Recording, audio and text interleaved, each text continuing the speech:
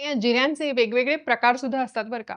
जसं रेग्युलर ज्याला आपल्या स्वयंपाकघरामध्ये जे आपण जिरे वापरतो ना, जे असे येलोइश ब्राउन कलरचे असतात. तर ते साधे जिरे, त्याच्यानंतर पुढे येतात ते शहाजिरे किंवा ज्याला शाही जिरे असं सुद्धा म्हणतात किंवा बिटर क्युमिन असं त्याला इंग्लिशमध्ये म्हणतात.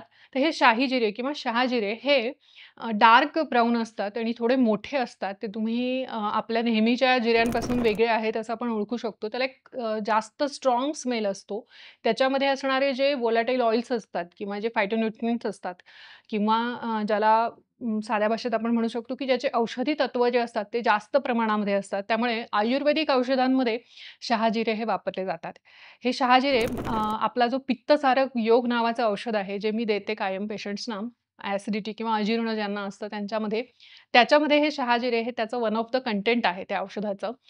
कारण का तर त्याचा जो अर्क असतो ना, तो खूप छान प्रकारे गॅसेस कमी करणं, ब्लोटिंग कमी करणं आणि दीपन पाचन म्हणजे भूक नीट करणं आणि डायजेशन व्यवस्थित करणं, पचन व्यवस्थित करणं यासाठी खूप मदत करतो.